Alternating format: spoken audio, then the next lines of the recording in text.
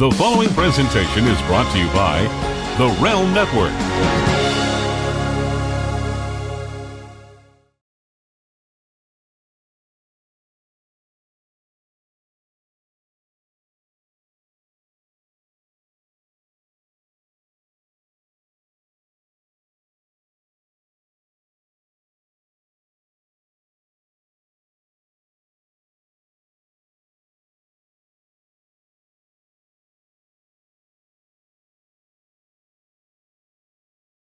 The Attitude Era is widely considered by many as the greatest product the WWE has ever had. Now, relive the entire journey with exclusive commentary, insights, and episodic discussion with head writer Vince Russo.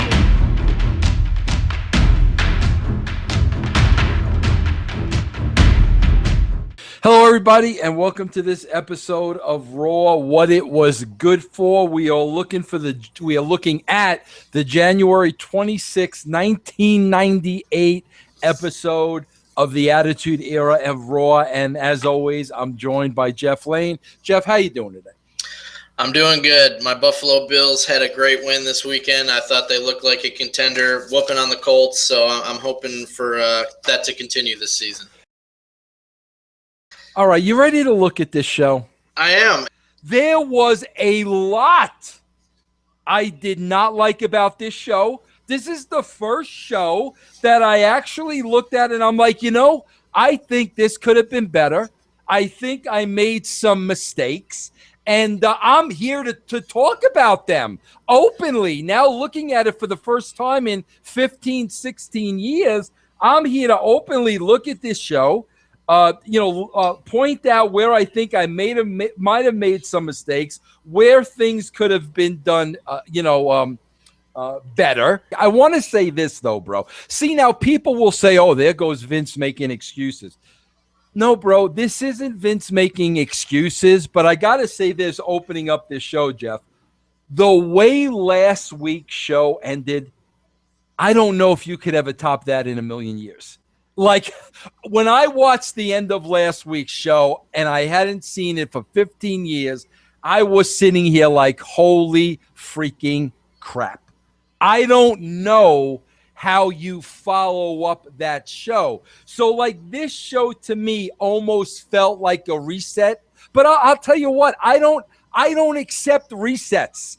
I don't like resets. Even though last week's show ended in an explosion, I told you our goal all the time was to make this week's show better than last week's show. Now, even though last week's was impossible to top, I kind of felt like this was a reset show, and I'm not happy with that. I'm not happy with that at all. I'll explain some of the things in here as we go along, Jeff. So let's start with the show.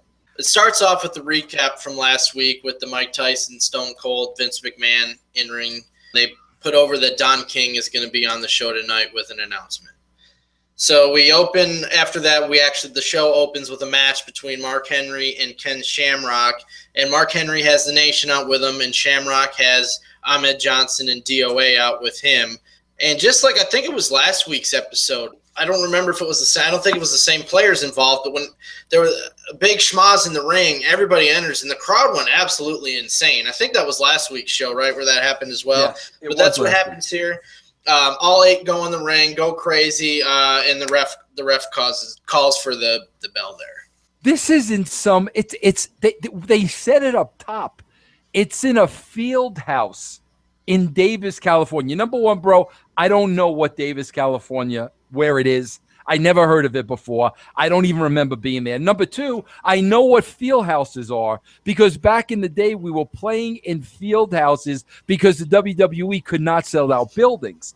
A field house looks like a big freaking barn, bro. I mean, that's literally what it looks like. The perceived value, because the show was in a much smaller venue and you had less people, and it felt like people were sitting on top of the rings, on the ring, and the amount of signs, because it was a farmhouse, and a field house, the amount of signs look like double the amount of what it really was. So right off the bat, you're visualizing something that is a perceived value. This is a happening. Holy crap, what the hell is going on here? A lot of that had to do, Jeff, with the size of the building. It's not the 20,000 buildings that they're playing today and they're curtaining off half the crowd. It wasn't that. It was a smaller building where we were jam-packing people in. The minute you turned it on and saw people going crazy, immediately it was, what the heck is this? Like you said, that's why, bro, the chaos is written up front in the first segment. Absolute chaos, absolute fight. Let's get everybody involved. Let's get the crowd up. How many times nowadays, Jeff, do you see a guy go to the ring, cut a promo, and then it's all verbiage? There's no action. They talk, and then they leave. This is like, bro, everybody gets to that event. They're ready to go. They're excited about it. They've been thinking about it for weeks. They want to explode. Bro, they're not going to explode if you don't give them something to explode over. And even though this is like DOA, Ahmed Johnson, bro, a lot of B players here, they're ready to come unglued. If you don't give them something to become unglued right off the bat, bro, you've defeated the purpose. So again, let me explain to the Nimrods and the followers and the David Koresh people out there, that's not a Vince Russo doing. That is perceived value. That's being smart. That's the fans are rabid. Let's keep them rabid. That's 101. That is the simplest rule in the book. Not let's have a rabid audience and then let's just put them to sleep with a guy talking. You got to go back up top when the Nation of Domination is in the ring, and you got to look when Farouk is in the forefront. You got to look at the way Rock's selling it behind him. Again, let me point out to the giggle dicks. Vince Russo is not giving that direction to The Rock. That is Rock totally understanding the storyline, totally getting the storyline over, doing all that on his own. Go back and watch the way he sells Farouk behind his back. It's freaking mastery. I love the fact, bro, JR, like talking about Mark Henry's weight, legitimizing these guys as athletes. Do you ever hear that anymore, bro? Do you ever hear anymore like what a guy weighs and legitimizing, that these guys are athletes? JR used to do that all the freaking time. Lost art. You never hear it anymore. And here's another thing that's a lost art, bro. They are plugging the pay-per-view, which is 3 weeks away. And we already know this 8-man tag. It's an 8-man tag, bro. We already know it. 3 weeks away. This is a match that today, this would have been made the Monday before the pay-per-view. You think the lost art with the weights has to do with the fact that the people sitting at home watching TV are probably the same weight as most of these guys in the ring, so it's really not that big deal, you know what I mean? That's a very good point, Jeff. Very nice. After that, we go to the NWA angle, and it's LOD versus Jeff Jarrett and Barry Windham. And, of course, the Cornette and the Rock and Roll Express are out there with Jarrett and Windham. Interesting finish. Like, Animal kicked out, I think. Did you notice that? Like, he kicked out. But I didn't notice that. Yeah, he kicked out, but they counted the 3 anyway. But Barry Windham used Cornette's tennis racket to get the win there. The match was painfully too long, without a shadow of a doubt. A couple of notes I wrote that are interesting. Brody, you know I used to be the character Vic Venom in the match. Brody, Hawk was the only one who used to call me Vic. Hawk called me Vic all the time. Why? I don't know. I never told him once, no, bro, my name's Vince. He always used to call me Vic all the time. Oh, here's another thing I'm kicking myself in the ass for, because I got hot at the WWE for not doing this a couple of weeks ago. First of all, I love the fact that the racket that Windham hit him with was a loaded racket, bro. They said loaded racket like 18 times, which I popped for huge. But here's the thing, bro, where I made a mistake here. And I was a little pissed off at myself. I don't think I would make the same mistake here. You know how I said you got to protect, you got to protect, you got to protect, you got to protect? Where was Bradshaw during this match? Bradshaw should have been protected because of what happened last week. Big mistake. Now, if it was something where Windham laid Bradshaw out and he was gone the next week, that's one thing, but it wasn't that kind of a beating last week. He didn't hurt Bradshaw. So I'm looking at this and I'm saying, yes, as a writer, I did not protect Bradshaw. I'm curious to see where we go the next couple of weeks to see if we just forgot about it or I just forgot about it. But that was something that really was glaring to me. After this, we go to a quick shot of DX backstage, and Triple H is dropping his pants, and Michaels is covering up with the title belts. They showed a recap of Tyson and Austin first. I laughed so hard because I didn't notice this last week, but I rewound it a few times. Did you notice the one guy in Tyson's entourage dropped like a wad of cash in the ring, and he's picking up the cash while all this was going on? I was like, holy cow, that's a lot of money. Like, I forgot to mention, I don't know if it was this one or the one in the beginning of the show, but they put over all the mainstream attention that this got to, the news clips and the USA Today articles. And I think that was in the one at the open of the show, but, they put all that stuff over too. But we go to DX, and Chyna's wrapping Triple H's knee, and he's talking about Owen Hart and the European title match that they made last week that's going to happen tonight. He insinuates he's going to flush him in the toilet, and he'll end up in WCW. And then Shawn Michaels talks about how Steve Austin embarrassed everybody. They had a guest like Tyson in the ring, and that he is willing to forego his WrestleMania match so that Austin and Tyson can go one-on-one. And then Triple H is like, well, this is the granddaddy of them all. This is WrestleMania. You're Shawn Michaels. You need to be involved somehow. And Michael says, well, there's got to be something I can do, and he's slowly taking his jacket off, and he's got a referee shirt on underneath. So he says he wants to referee Austin and Tyson at WrestleMania. First of all, bro, I cannot – there were so many flaws in this pre-tape, and I did them all. So I definitely did this, and I can't believe so many things I let go. And let me point it out to you here. First of all, again, bro, this is – I'm just going to say it again, and I'm going to beat a dead horse. Have Vince takes credit for everything, right? Bro, did you see up top Shawn Michaels selling Triple H, putting him over? Yeah. I mean, bro, like, are you kidding me? Like, see, bro, that's why I look at the guys today. Like, I got to be honest with you. I don't see a Dean Ambrose doing that. I don't see a Seth Rollins doing that. I don't see that. The way he was selling Triple H, putting him over, was freaking priceless, right? So, bro, here's the thing. Like, immediately, I can't believe I did not shoot this over because immediately I knew he was wearing a referee shirt. I could see it. I had no idea what the angle was, where it was going. In 3 seconds, I'm like, I could not freaking cover up that referee shirt better. So, I was kicking myself in the backside for that, watching it now. And, bro, if you go back and you watch this again, let me point out one other thing, though. Another Kiss line here, bro, when Triple H said, you wanted the best, you got it. I mean, that's how every Kiss concert starts the way. You wanted the best, you got the best, the hottest band in the land, Kiss. So that was directly from Kiss. You could tell South Park was over huge because not only a Road Dogg and Billy wearing it, but Triple H, refers to Mr. Hanky.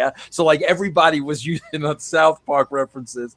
But the worst thing here, okay, bro, if you go back and watch this, like I said, seeing the referee shirts was a big faux pas, my fault. But, bro, did you notice anything else in this shot? I didn't notice. Maybe if you pointed out, but nothing off the top of my head. Any mistakes or anything? No. Go back and watch this shot again. Everybody who watched the show, you can see the boom mic in the shot twice. Big guy noticed that actually. Twice. And I'm like, oh my God, I can't believe. But okay. I didn't see that as a mistake because I thought it added realism. Yeah, but it was a mistake, bro. I wish I could say, oh yeah, we purposely. No, that was a mistake.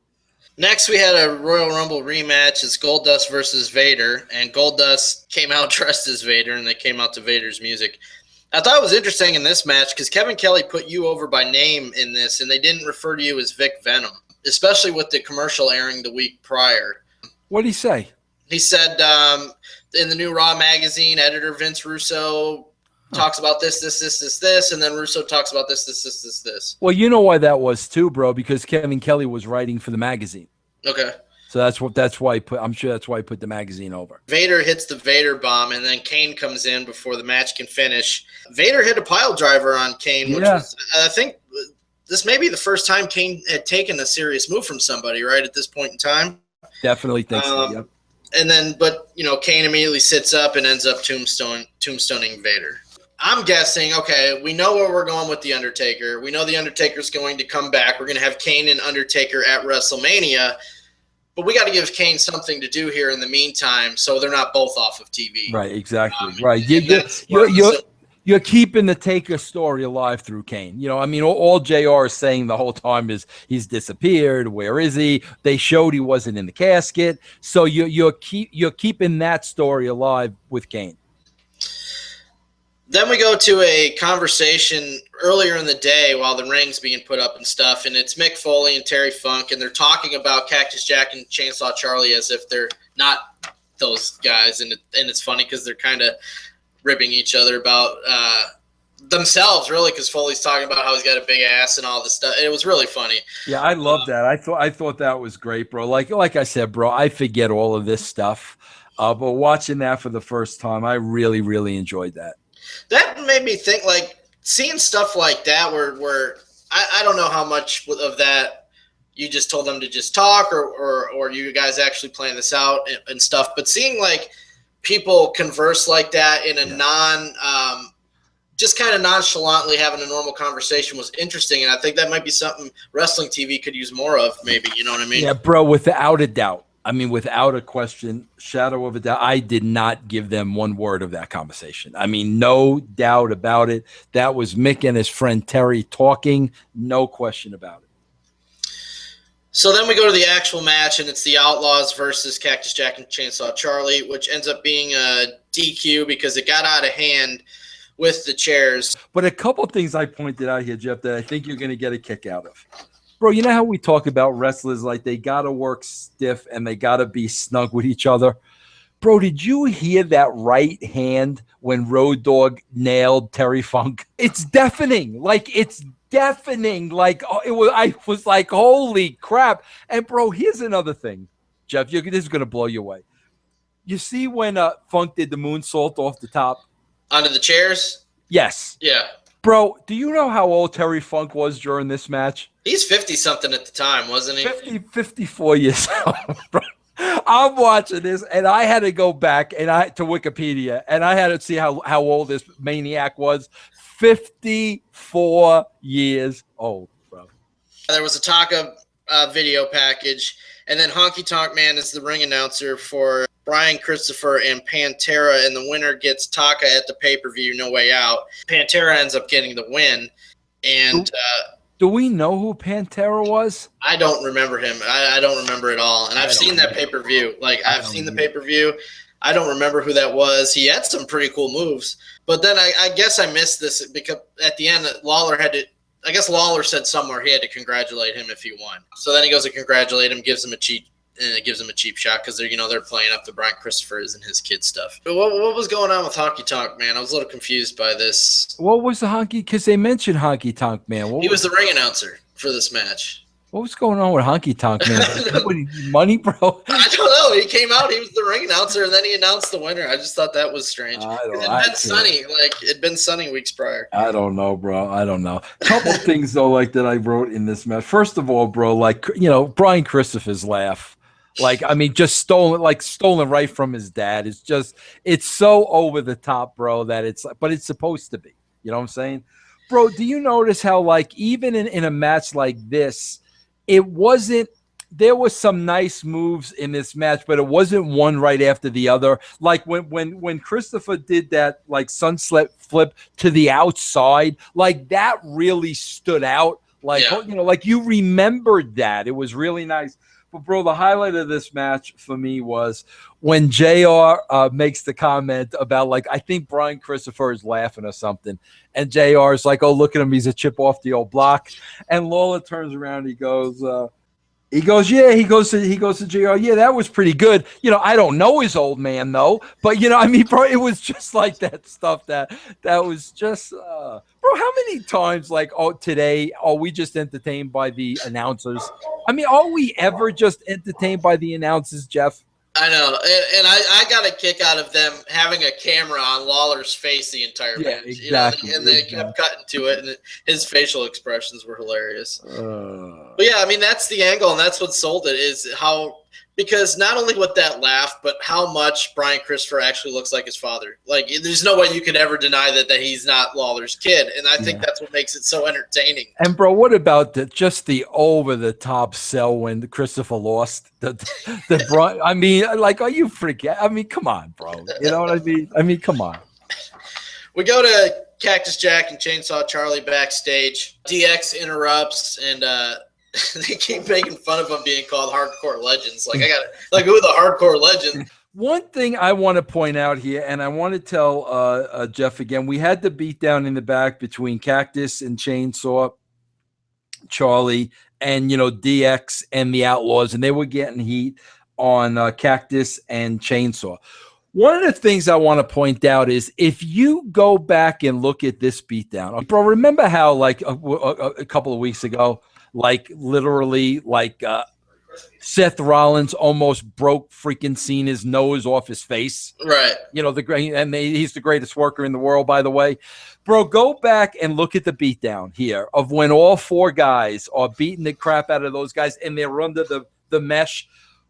Bro, look at every time Sean, Hunter, Billy, Road Dogg hit Cactus and Mick with Cactus and Funk with the garbage cans. Yeah. Do you see where they hit them?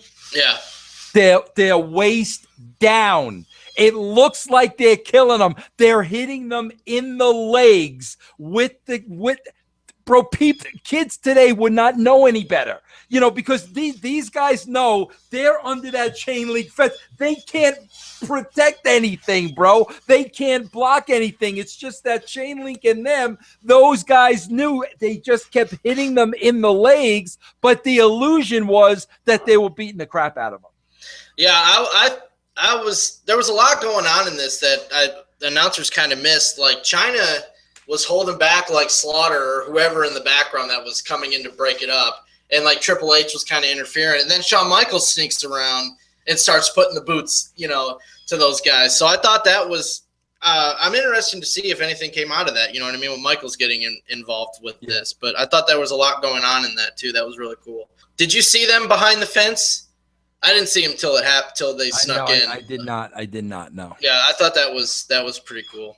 So any other thoughts you got on that? I know that, but just, these are great workers. You know what I'm saying? I mean, they're protecting the guy. I mean, that's beautiful when you understand that and you can see it. You really appreciate these guys, Yep. Then we go to a tag match, and it's the Headbangers versus the Quebecers. Headbangers get the win, and Quebecers get their heat back after the match. Yeah, and I hated it. I hated this. The finish was flat. I hated everything about it, but I did make the note, bro, that no matter who you were involved in a little angle. You know what I'm saying? So the Headbangers and the Quebecers are getting TV time. Something happened last week. This isn't just a cold match. I mean, at least they're into a little something. But again, bro, I'm like, bro, why? Yeah, bro, I'm telling you, as time progresses, you're not gonna see matches like this. You're just not. Yeah, it does change, and it's like you said, everybody's still going through trying to feel out where we're going with this. How's the direction gonna fizzle out? And obviously at this point, Ed's not there either, and I'm sure your philosophy, the way you did things, changed when Ed became your partner. You know what I mean? And that's noted too. But yeah, a lot of stuff I'm seeing, and this was one of them where I'm like, man, this just doesn't seem like Vince. Yeah. You know what I mean? And this was one of them. Yeah.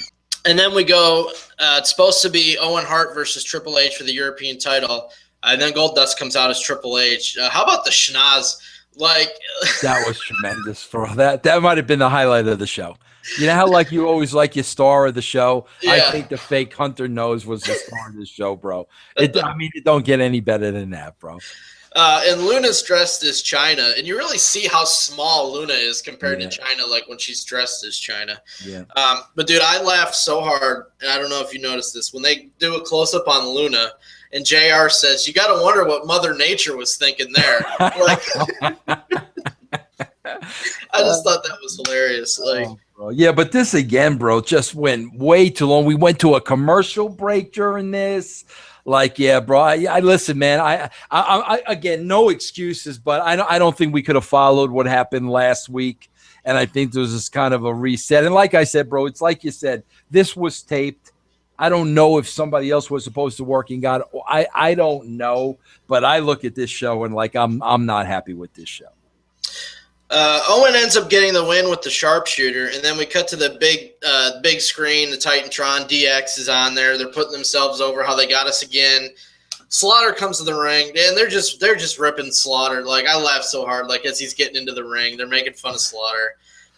And then I laughed again, dude. Like, I thought this was great. Slaughter says he's putting over. Haha, you got us. Goldust had me so convinced, and then you hear Triple H just go, "'Cause you're an idiot." Like, just out of nowhere. Like, I get the kick out of that banter that's just thrown in there. But he one-ups DX because he was so fooled that he gives the European Championship to Owen. And the people popped, bro. I mean, the people popped huge, you know, but which tells you that that European title meant something. Right. And I know they end up having a match at WrestleMania. It's those two. I don't remember who was the champ going into that match, but I'm guessing at this point Triple H is not ready to wrestle, so we got to get the belt on somebody else, and that's probably why this angle was done, I would assume anyway. Yeah. But Owen's the new European Championship. Obviously, this story is not over. We get another Austin and Tyson video leading into the Don King, and he talks about how the Nevada Commission says Tyson can't fight. Is that a shoot at this time? Like, are they really not letting him wrestle? That's an absolute shoot, yes. Why is it that it's like wrestling is the same as boxing, like as far as the commission goes? Well, I don't think it was that, bro, but I think it I wish I would have listened to Don King. What did he say exactly? He said that Tyson can't wrestle because the Nevada Commission says he can't fight in a ring, but that him and Vince McMahon are going to create a way and find a way for Mike Tyson to be involved at WrestleMania without violating the rules. So I don't know. Like, that's what I was trying to figure out is the commission, because I know like wrestling is heavily regulated in New York. There's a lot of similar rules that with boxing that go with wrestling, even though it's wrestling. Yeah. So I was wondering if Tyson just can't make it look like he's in a ring competing, if this entire thing was a shoot, or if this was just a storyline way to explain why Mike Tyson would not be wrestling at WrestleMania. God, bro, it sounds like an absolute work, you know, but I don't remember. I mean, I really, really don't remember. Bro, I was just so involved with how Don King said absolutely nothing during that whole promo. I mean, like, bro, like he literally said nothing. He said absolutely nothing, and he stretched that out for like 4 minutes, bro. And when he was done, I'm like, you said nothing, bro, for like 4 minutes, which I thought was as entertaining as heck. Yeah, and then Austin comes out. He puts over how he's going to give Tyson his phone number and his beeper number and all this stuff that he's going to, wherever he sees him, he's going to pretty much kick his ass. And then he challenges. You know why the dog's barking like that? Because God forbid, like, big guy throw him a piece of bread off the freaking sandwich. God forbid, right, bro? Yeah, that's what it is. I guarantee you he's eating and my dog's being a pain. But he challenges Tyson to show up at February 15th in Houston, which is the No Way Out pay-per-view. Jeff, you know what I liked here again? You never see again. As we're getting to the end of the show, do you hear JR selling where next week's show is going to be? And I can only imagine what's going to happen. Indianapolis, I remember. Right, yeah, I can only They never hype like next week where it's going to be, get the people excited. Obviously, JR is still trying to sell tickets here. But I mean, like, they never They never do that anymore. I mean, I don't know, bro. I guess, JR was from that old school of we got to get the asses in the seats, bro, but it was like part of the show, like where we're going to be next week, what's going to happen when we're there next week. But what did you think about how the way this show ended? I mean, obviously it's setting up for pay-per-view buys right here. He's challenging Tyson, and I don't remember what happens at the pay-per-view. I don't remember if Tyson shows up or not, or what happens at No Way Out. But I mean, that's what this is doing right here. He's challenging Tyson to show up at No Way Out. So, they're trying to set up something for the pay-per-view. I mean, he ended it with show up in Texas and I'll knock your ass out. I mean, that's how he ended it. That's the last thing that we remember. But, bro, it just goes to show you when you look now and you look today, just the emphasis on the pay-per-view. And, of course, bro, that has all changed now because it's on the network. But when you think about it, bro, should it really have changed? They want people to go to the network. They want people to buy the network. Wouldn't you do that, bro, by creating a pay-per-view that you can't afford to miss? Now, it was a little different back then because, we were looking to get $50 from every customer. But now, you're looking for them to join the network. So there's still a purpose why they need to watch the pay-per-view. But it just doesn't seem like it's as important as it used to be. Yeah, and especially how most pay-per-views finish. I mean, it seems like today what you miss at the pay-per-view is you don't know who won the matches. But as we're about to get into a lot of these pay-per-views coming up later in the year, you miss like major storylines if you don't watch the pay-per-view. You know what I mean? So there was so many reasons like you did not want to miss pay-per-views during this time. And yeah, I agree with you, especially with the cheaper price, more people should be buying the pay-per-views. So the more eyeballs you get on the network, the more money you're making, make the pay-per-view something they can't miss. Yeah, absolutely. One note I had, and I wanted to get your thoughts on this, is I was surprised that you guys didn't do anything with Vince McMahon after how Austin ruined his big moment last week. You know what I mean? That was only note that I had as far as I can't believe that this wasn't covered. I absolutely, without a doubt, agree. Absolutely. And bro, what we're not doing yet is, the teasing Austin's promo. You only saw him at the end of the show. Now, there were graphics and stuff like this, but I would have loved the, showing up at the building. I got something to say and people better listen. I mean, there was none of that. So, yeah, absolutely, bro. No follow-up with Vince coming off of what happened last week. Yeah, bro. Bro, I can't sit here and make excuses. Like the excuse I could make is, well, maybe Vince wants to see how the meeting goes with Don King first, to see what he's able to salvage out of this situation, wanting to show Don King, everybody's on the, whatever. I could make a million excuses for it, but my reaction is we should have heard from him here. He should have came out here. He should have been part of that story. I absolutely agree with that, bro. So any final thoughts on this show? I'm disappointed in it. I'm very disappointed in it, bro. Very, very disappointed. And like I said, with what happened last week, very, very tough to follow up.